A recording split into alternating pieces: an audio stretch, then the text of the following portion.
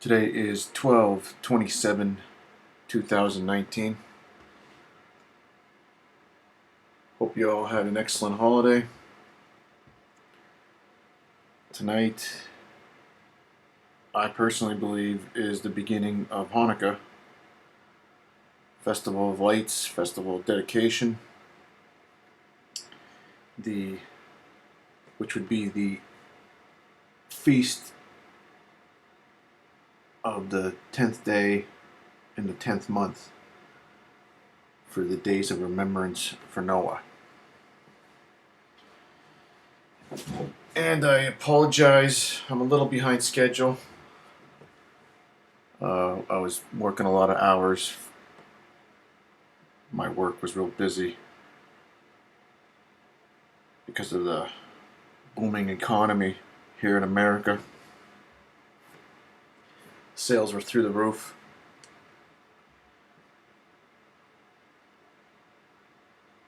But I wanted to have the 7,000 year timeline narrative video out, but I didn't get it out yet.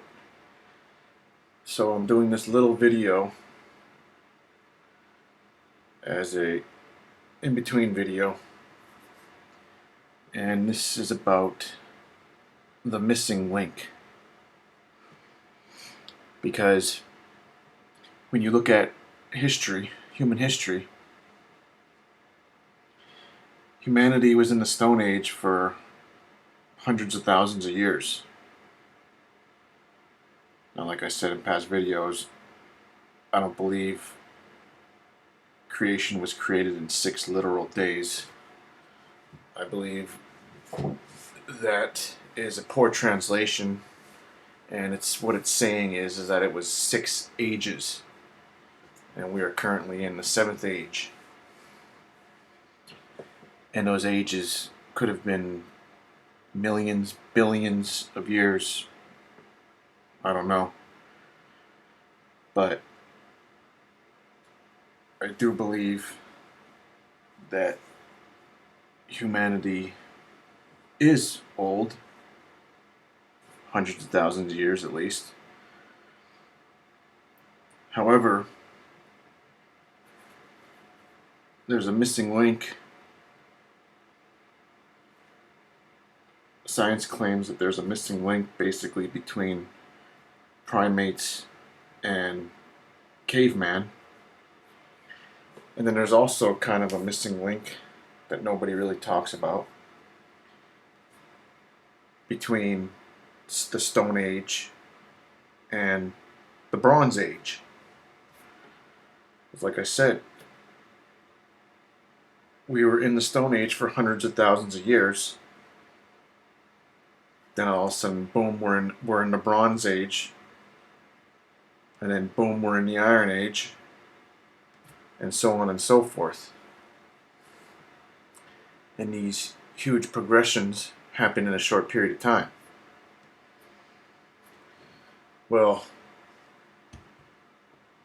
for the missing link between primate, the jump from primate to human, I don't believe they'll ever find, because I don't believe it exists. Because the scripture's clear that He made us humans. We didn't evolve. He made us. It says that He made us humans, male and female. Okay?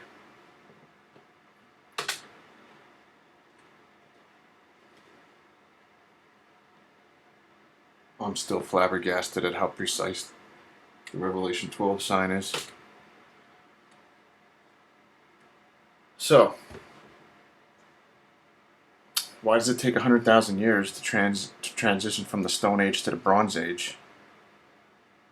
And what is the missing link that accounts for this unnatural sudden increase in the speed of evolution or progress, whatever you want to say? And the simple answer is Eden. Garden of Eden. Okay. Scripture gives us a vague explanation of how humans went from the Stone Age to the Bronze Age in such a short period of time.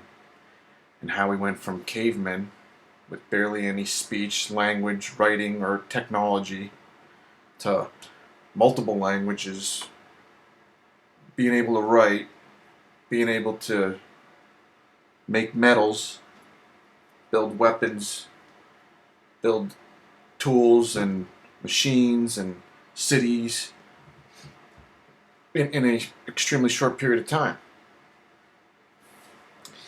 And I believe the key is found in the Book of Jubilees, and this key allows for science and scripture to complement each other rather than fight against each other. Because if I'm under the impression that science means to know, right? So then science should always bring us closer to the Almighty, because if we're learning what something is, to know about it, to know how it works, to know how it was created, to know how it exists, to know how it operates, etc., etc., etc., then that's revealing more of the Creator to us, which is ultimately revealing more truth to us, bringing us closer to the Creator, knowing Him more. So I personally believe that science confirms Scripture. Archaeology confirms Scripture. And whenever it doesn't jive properly, it's usually a result of something's wrong in the science or something's wrong in the translation of the Scriptures or the understanding of the Scriptures. But ultimately, science will reveal Scripture and the Almighty. So,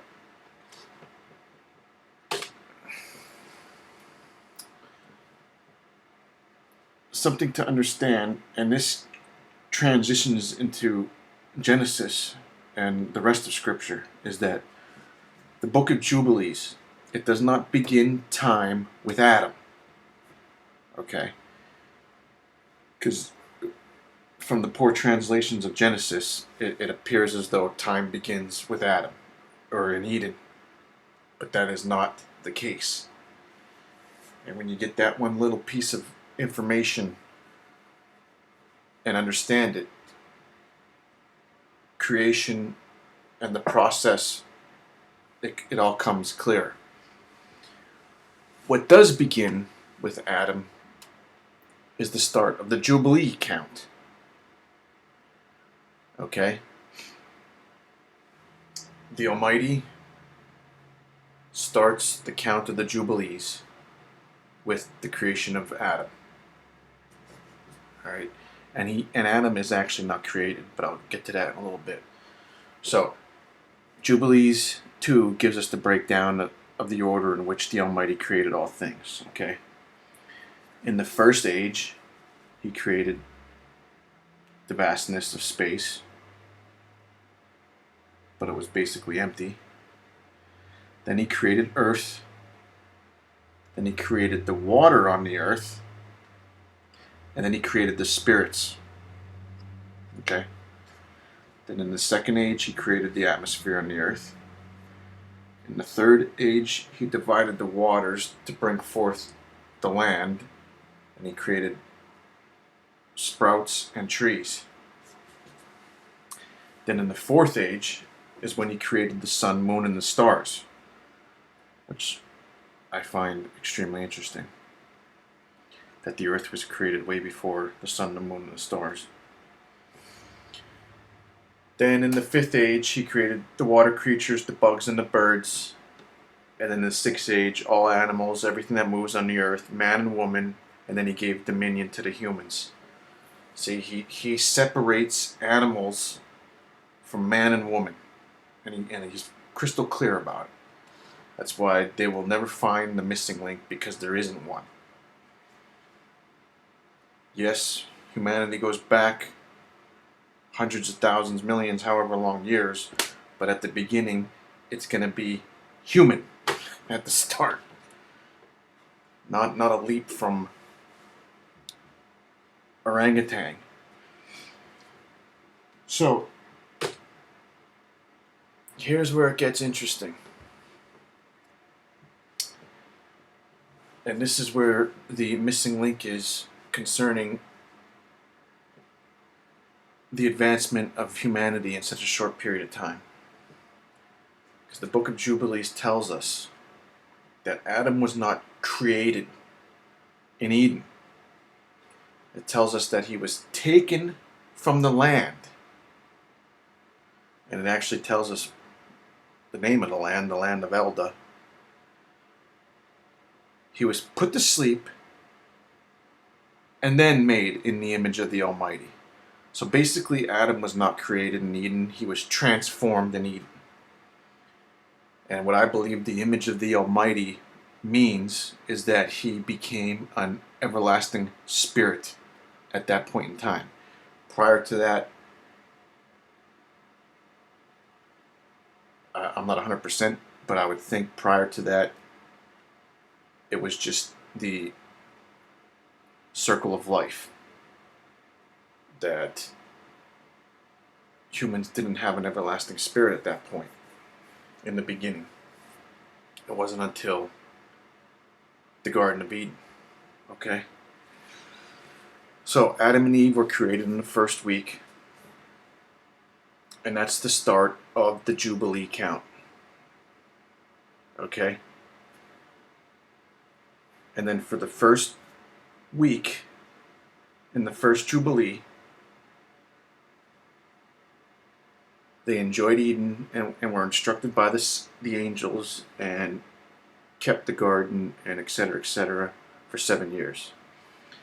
Then it tells us that in the second week, which would be basically the 8th year, in the second month of the 8th year, on the 17th day, the serpent came into the garden. Alright, and like we talked about in the last video, that is not a literal serpent.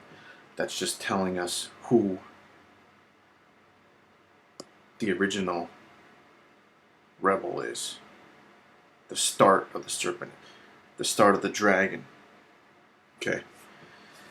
Then Jubilees also tell us that all the animals spoke with one tongue in Eden, and that after Adam and Eve sinned, when they got put out from the garden, they lost the ability to speak, and Adam and Eve also lost the ability to speak the tongue of creation, which we are told is Hebrew. Okay? Now here's where it gets interesting. Again, is that Jubilees 3:45 tells us that the Almighty clothed Adam and Eve and taught them, or at least had the angels teach them how to make clothes to cover their nakedness. And then he says that he doesn't want them living like the other Gentiles who don't clothe themselves. Well, here, this verse in Jubilees 3:45 is proof that there were other human beings on earth at this time. And there were many. Okay, but they're referred to as Gentiles. And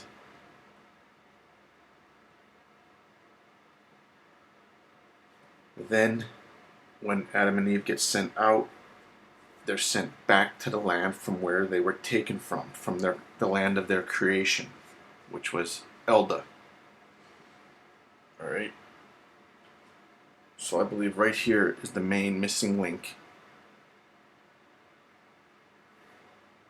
that transitions humans from the Stone Age, 100,000 years in the Stone Age, to the next thing you know, boom, they're in the Bronze Age, and then the Iron Age, and then etc., is, I believe, when Adam got this new DNA,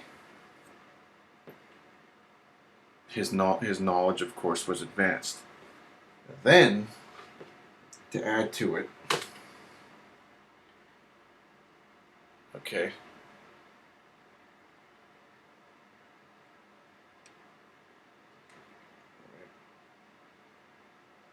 we see the angels teaching Adam and Eve, and we see the angels teaching Enoch and Noah,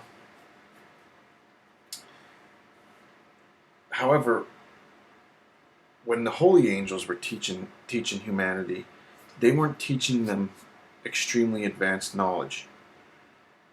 They were just teaching them how to speak, how to write, and I believe that would have been the proper process of progress. However, when the fallen ones came down, they started teaching humanity advanced knowledge that humans weren't meant to possess so quickly. And this occurred during the days of Jared. Alright. That's when the bulk of the fallen angels came down and started mingling with humans, etc., etc., etc. We'll go over that a little bit more. Okay. So the holy angels only taught humans the basics, such as writing and the language of creation, Hebrew. However, once Adam got put out of the garden, they lost the understanding of Hebrew, and then it was retaught to Abraham. Okay?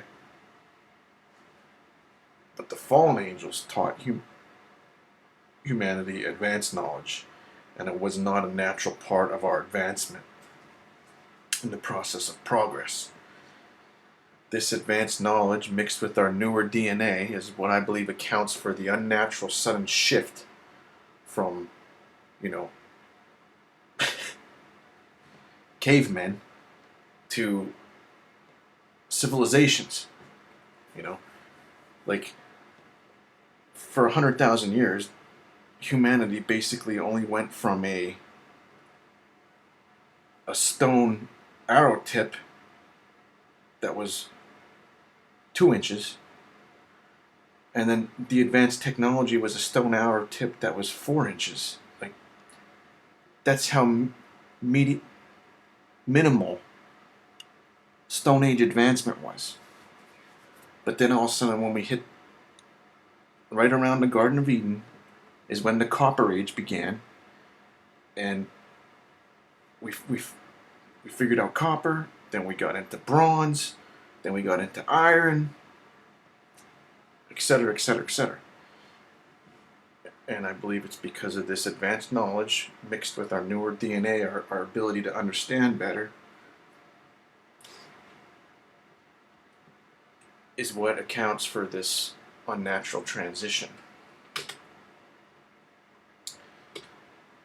Let's go to here real quick. Right here. Like, this is basically how they have the archaeological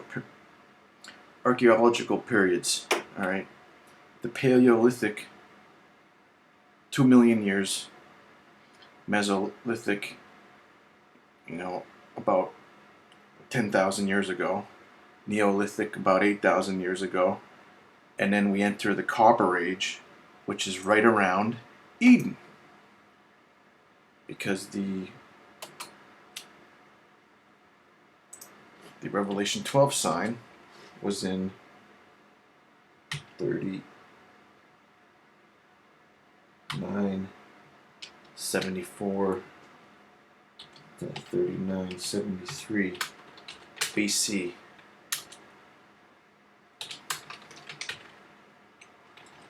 Is the Revelation 12 sign, which puts it right in this era. The give or take. Okay, so we have millions of years in the Stone Age.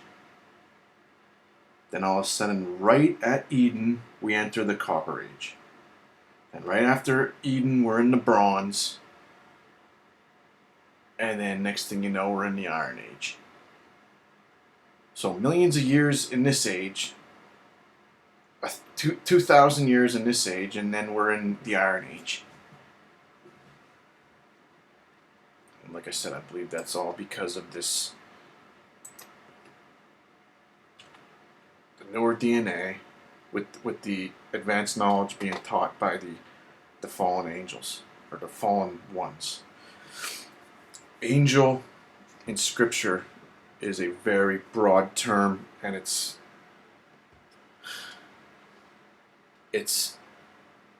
can be confusing, because if you just look at it from a perspective of how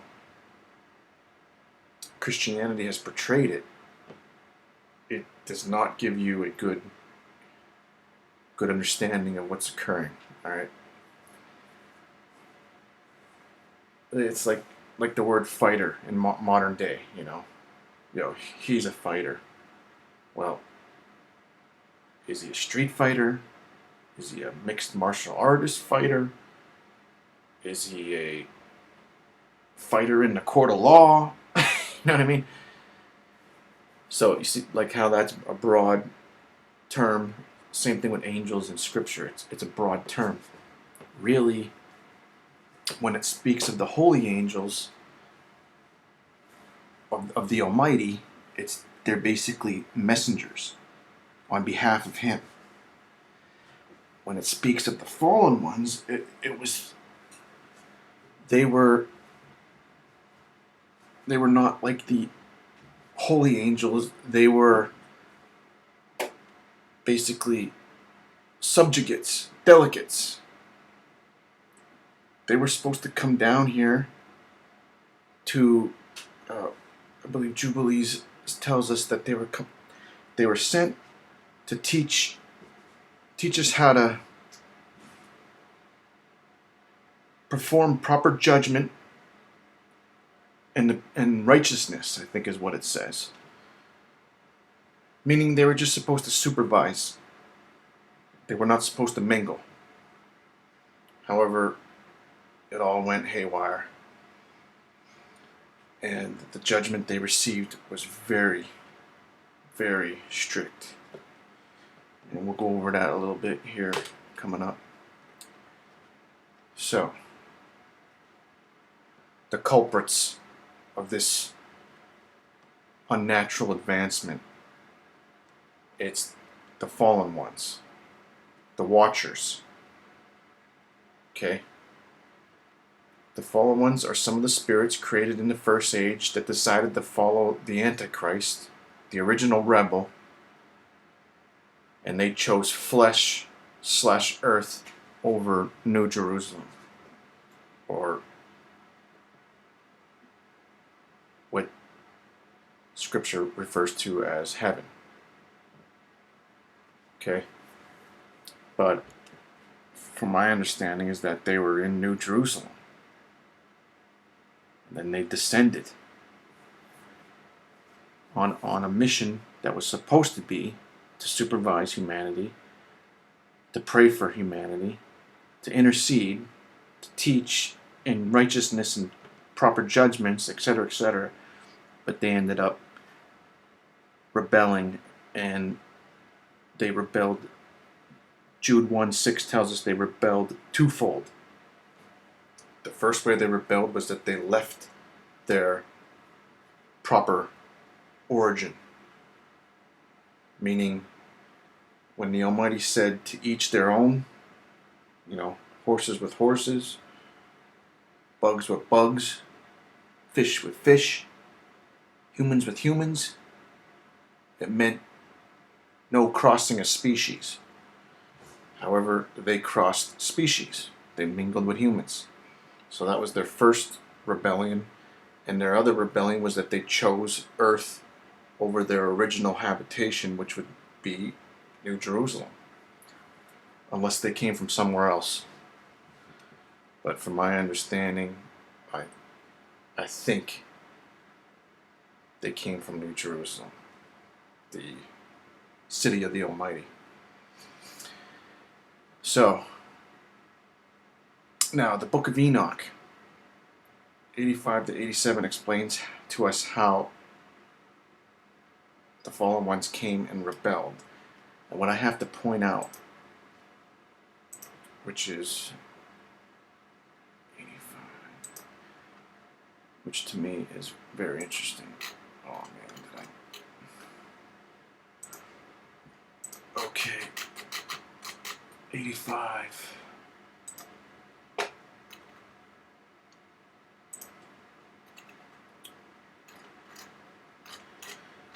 So Enoch is given a vision, and it shows him what happened. Okay, right here, the vision starts here. And a cow sprung forth from the earth, which is Adam. All right, and it's explaining Adam and Eve. But here it shows us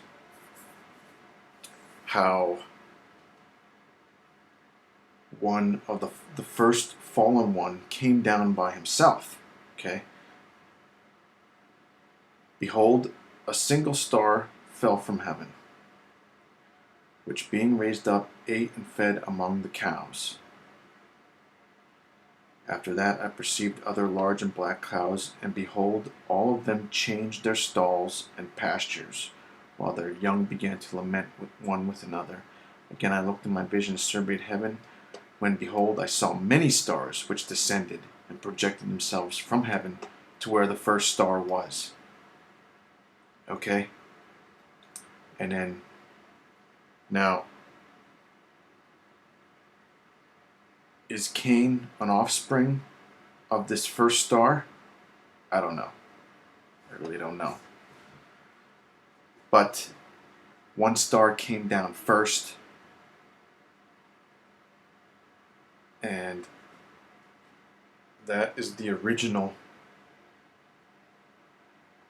one who started it all. It was his thought that he acted upon that made everything go out of whack. And this whole 7,000 year cleansing process is all because of this one act. And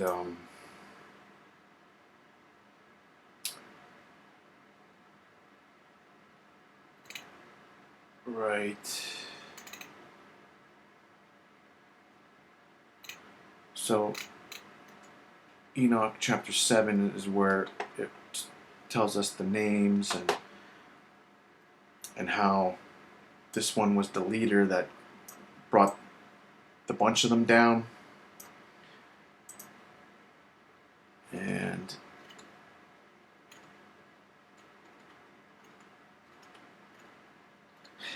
then it tells us how right here, this is the one, the original one that came down first. Okay.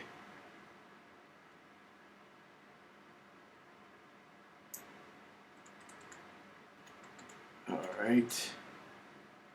And it says, he has taught every species of iniquity upon the earth, and has disclosed to the world all the secret things which are done in the heavens.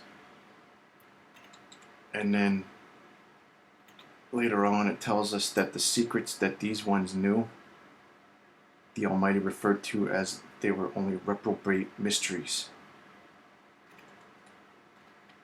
Okay. Alright. And then this is where Raphael binds this one, casts him into his prison. And then Michael binds the other ones and casts them into prison. And it says, all the earth has been corrupted by the effects of the teachings of the antichrist. Right here, this original entity that rebelled. And then the Almighty says, to him, therefore, ascribe the whole crime. And this is where we get the ritual of the scapegoat at atonement, where the sin of Israel gets put on the scapegoat and it gets sent out to Azazel.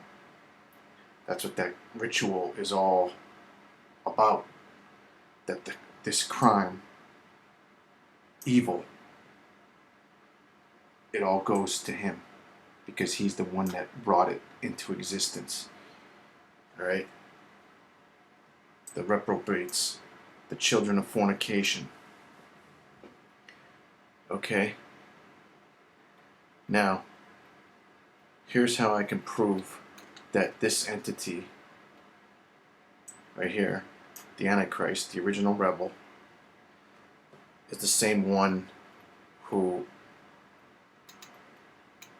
came down first, went into the garden, and tricked Adam and Eve. Okay. Where was that at?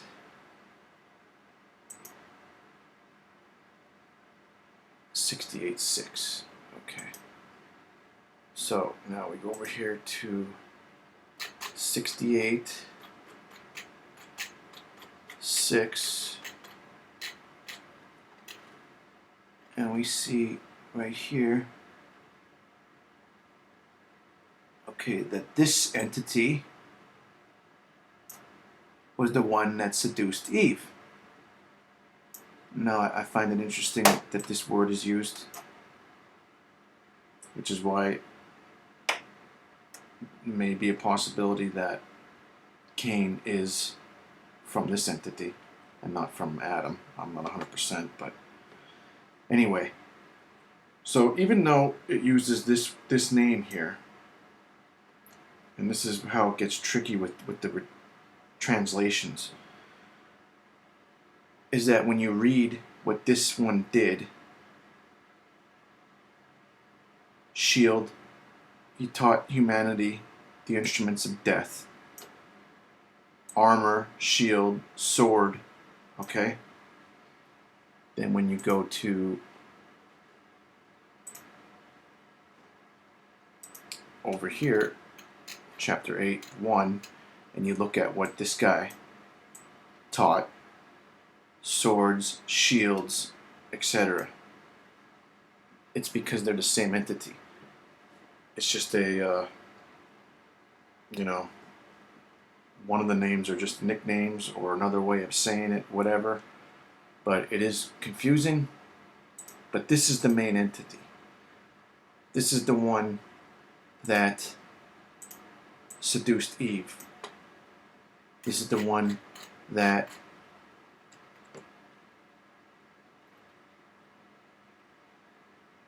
was the single star that came down from heaven and went among the cows, which was Adam and Eve. Okay? And then he's the one that influenced the leader of the other ones that came down.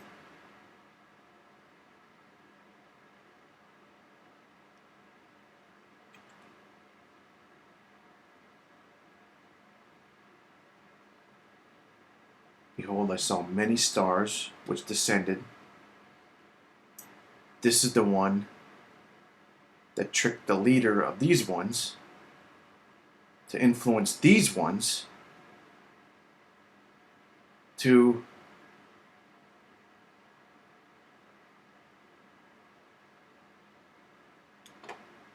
act in all manner and approach the young cows. All right?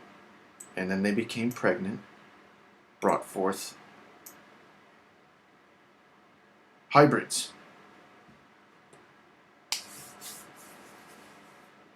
which are basically the giants of old. All right? So this is the main culprit, and which is the Antichrist in the New Testament. And then this is the false prophet. So this guy leads the 7 heads. This one is of the 7, but he's an 8th. All right? Because they actually get separated. He gets thrown into his own prison with the children, which the scriptures refer to as the children of fornication, the impious children, the giants, etc., etc. So he gets locked up by himself with the spirits of the dead giants, 90% of them. 10% of the spirits go with the devil, which is Gog, or the prince, the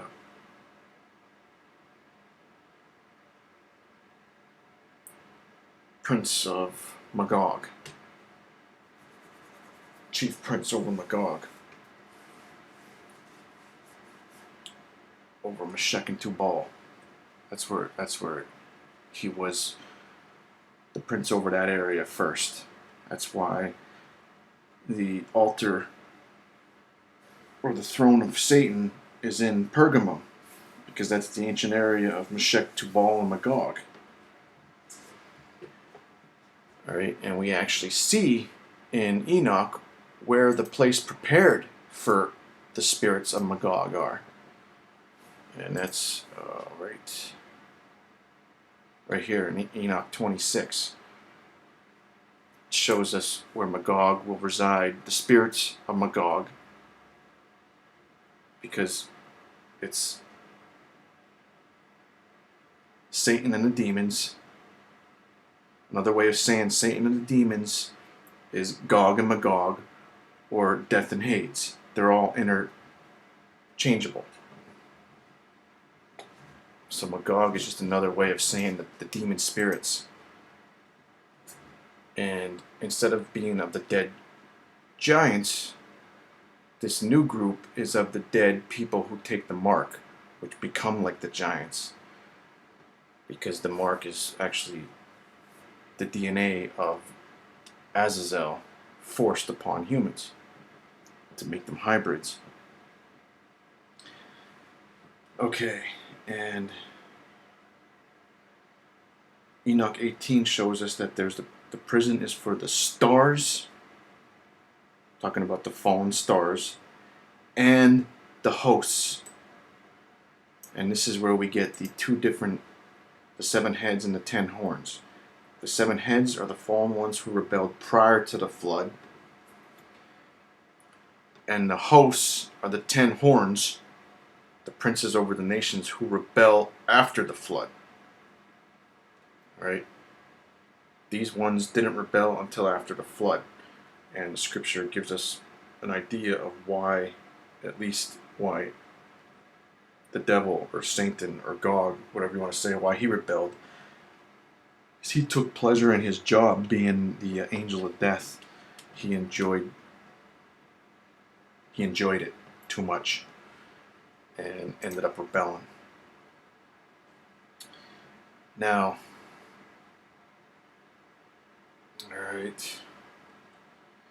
And then this shows us,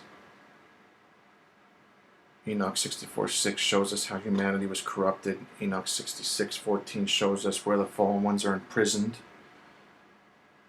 So does Enoch 58 and Enoch 10:6. Now, because I did it in past videos, I show exactly where I believe the Antichrist is locked up with the Centaurian army. And I got that from Enoch. And just, putting it, and it's, if you've seen my past video on that, it's kind of obvious. I mean, ridiculously obvious, actually. But when you read what Enoch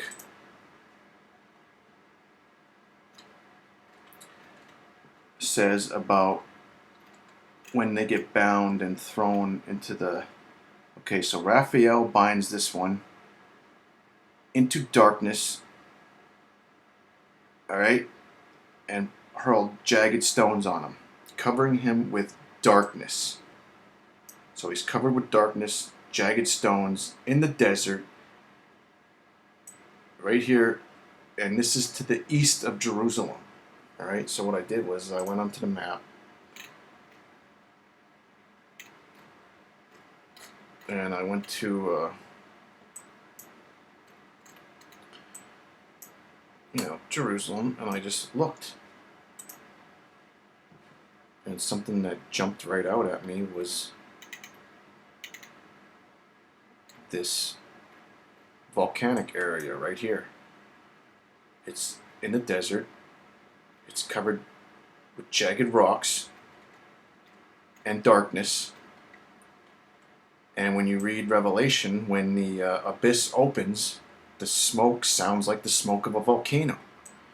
And like I said in a past video, that I believe when the 144,000 land in the ancient area of Bashan, which is right here, the earthquake crumbles Damascus and cracks open the abyss.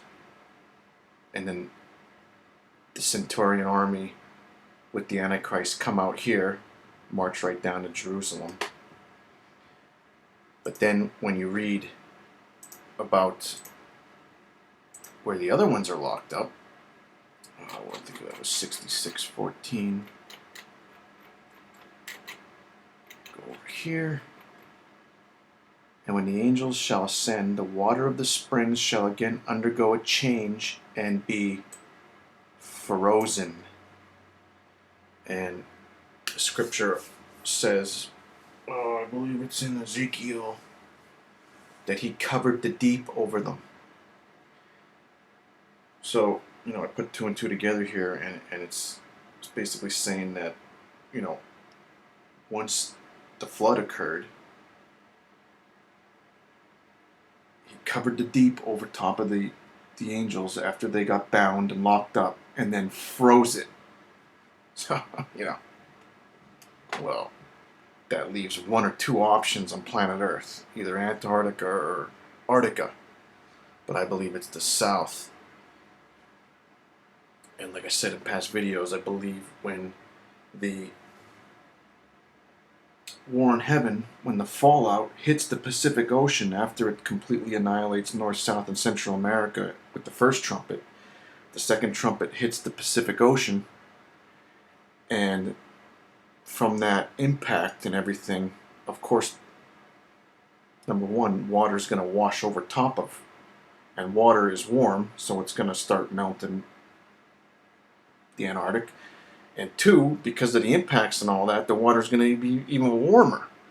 And then I believe the period from the second trumpet until the sixth trumpet, that 5 months, is the melting of the Antarctic, and that's how they get released. But that's a side note that we talked about in past videos. So now come down here, and I believe that there's going to be a possible repeat of history in a similar fashion of what happened here back in Eden. And also, when you look at what the judgment is that the Almighty passed on the fallen ones, he says that they're going to be locked up for 70 generations. And I believe Scripture is loud and clear that a generation is 70 years. The 70 weeks is 70 sevens. So the period of when they're locked up is 70 70s. So we have a 77 and a 70 70. So we have a 490 years and a 4,900 year. And I don't have this completely cleaned up, but Scripture tells us that the fallen ones came down in the days of Jared. Well, Jared was birthed in approximately 3500 BC. I did this count going by Genesis and the Jubilees count, and they're a little off, but numbers are so difficult in the ancient translations into the English that it's hard to tell with numbers. But anyway, so Jared was born approximately 3500 BC. He lived 962 years. So the days of Jared is approximately 3500 BC to 2600 BC. All right? And then the flood is approximately 2600 BC. Noah was born in approximately 3200 BC. Now, when you take 2026, which is when I believe they get released after the Day of Redemption, in the 7th month, the Feast of Trumpets is when I believe they get released. When you take 2026 and subtract 4,900 years, which is 70 generations, 70 70s, you get 2,874 BC, which is perfectly within the days of Jared. And it's exactly 1,100 years after the Revelation 12 sign in 3974 BC. Okay. Enoch tells us that the life of the giants is known. They're only allowed 500 years because the fallen angels were begging the Almighty that the giants go on forever, and the Almighty said no, 500 years, and then I believe it was Raphael made them kill each other, which was part of the judgment, and the fallen angels had to watch. Okay. So basically, the maximum time for the fallen ones to be here is 800 years to keep it within the days of Jared. But I believe it all occurred by 2874 BC because of this calculation. But anyway, it's somewhere in here is when the 4900 would begin, and they got locked up. Okay, so now, the spirits of the fallen ones came to earth in bodies of flesh. And Enoch describes them to us. That their upper part is human looking, and their lower part is a horse, which is what we call centaurs. And when you look at Revelation 9 and Joel 2, it's clear that the children of these things look like centaurs. A little more advanced, but that's because they're being prepared for the great day. All right. So like I said earlier, the first rebellion to the law was that they crossed species and chose earth, the flesh, over spirit, or Jerusalem. All right. Now here's my analysis on how I think history might repeat itself. Now this is just my personal belief, but most of the times my hunches are correct because the Spirit of the Almighty is leading me via His only begotten Son. So I believe that there is a strong possibility that the modern day alien abduction phenomena is a repeat of that ancient rebellion. But today it's being led by Gog, Satan, the angel of death, whatever you want to call him, and his other 9 angels, 10 heads. Okay? Now, I don't believe it's a coincidence that in 1947 it was the spiritual conception for the final generation. And the final generation was born in 1948. And like I said in the last video, the final generation, it is not a slogan. It is literally the final human generation. After Revelation 14, there will never again be human flesh. Either you are in New Jerusalem, in your redeemed body, with the Messiah,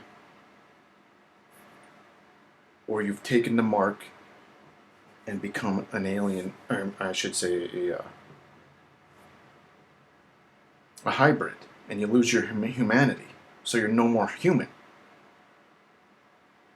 And then, of course, at the White Throne Judgment, it's not humans either, because it's their souls being resurrected to go through the judgment. So Revelation 14 is where humanity ends. Revelation 14:12 or 13 to 20 is the final separation. That's the end of human flesh. Okay? And I don't believe it's a coincidence that at the beginning, the birth of the final generation is the same year that the UFO phenomena really kicked off in the high gear. I'm not saying that there wasn't UFO sightings prior to this, But from 1947 on is when it's really kicked into high gear. All right. And now here's the how I see the connection. Okay, the fallen ones, the seven heads, they descended from space, the cosmos, from above. They offered humanity advanced knowledge, and they mingled, modified, mixed, engineered the seed of humanity to create hybrids, which is the giants of old. Okay. Now, the rebel ones, the 10 horns, Ephesians 6:12 tells us that our struggle is against the powers, the rulers of the cosmos in the heavenly realms. Well, that sounds like space to me. Alright? And when I personally believe that UFOs do come from space. Now there's a guy that did a big study on it, and he thinks that they might be interdimensional, but I don't think that's true.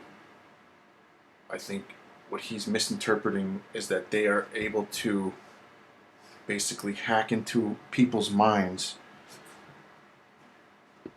because it's really not that much different than, wireless signals. But anyway, they're able to hack into people's minds that don't have the true protection of the Almighty and the Messiah and his angels. And then people get hacked, and somehow they're identified and chosen. Alright? And like I said, I believe they're actually coming from space somewhere. And, as Ezekiel 38, like we talked about in past videos, that in other places in Scripture, it talks about the land of the north, where it refers to a place on earth, but Gog comes from the remote parts of the north. And it even specifies remote, and I believe it's referencing the north part of space, not Earth. And then when you do an advanced research on that whole chapter, it doesn't say any of them people are humans. It says that they're armies dressed in battle array. Well, when you look at the Joel 2 army and the Revelation 9 army, they are dressed in battle array, but they're not humans. They're the centaurs. All right? And then when you see the war in heaven, it's the war in space. And Gog and his minions get thrown down, meaning they get beat and kicked out of space. All right?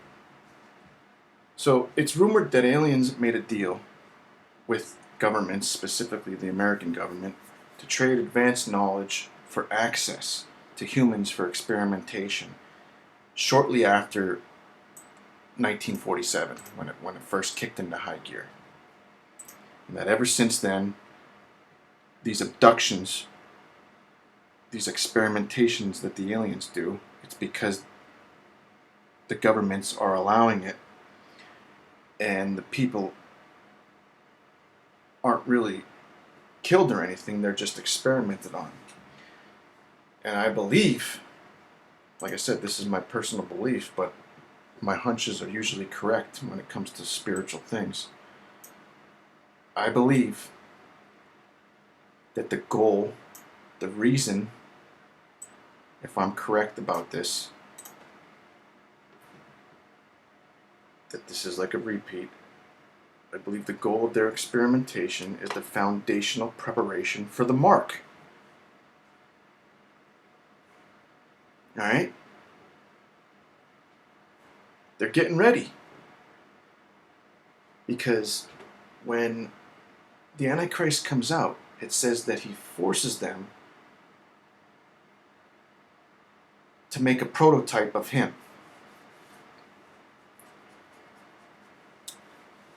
Now, all the whole final week, or even to get more specific, the time from when he's released until the time of the mark is only 3.5 years. And the world is going to be devastated in that period. So where is the technology coming from to all of a sudden make a prototype of his DNA and be able to splice it with humanity? Well, I think it's going to come from what's already occurring. What's going on right now as we speak. I mean, if you ever researched about alien abductions, a real good one is the one about this guy who was in the military, and it was by, I think it was by a place that housed nuclear weapons in Missouri, and the name of the area where he went camping with his buddy was called Devil's Den. And when he describes the creature that was in charge on the spaceship, yeah, look into it, and then look into other alien abductions. And then another interesting part is about that there has been abduction attempts, and the people called on the Messiah, and they got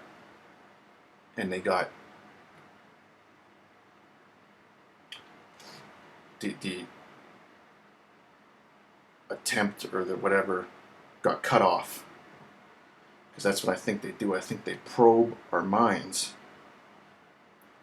for whatever reason. Some of us are identified, and I believe they probe our minds. We would call it like telepathy, but I'm sure that there's a technological term for it. Because like I said, thoughts and stuff like that are only electrical signals. So they're able to hack into people's minds somehow and then identify if they're vulnerable to be taken. But there's cases where, like, the telepathy began and somebody called upon the Messiah, and boom, it broke the signal. And then either they never got bothered again, or when it did happen again, they did the same thing and it worked, and it always works. Which I already knew from experience, but I found it completely interesting that this guy did a huge study on it. And I think he was actually an atheist prior to doing the study, and then once he did it and found out about this, he became a believer. So that's my little analysis on that. Like I said, this was just a little in-between video, so I can get some more precise corrections to this, tie this in, and then like I said, the 4,900 years, I'm going to go back over this and then do a 7,000 year narrative, and hopefully I'll have that out in a week or two. So enjoy the Festival of Lights, dedication,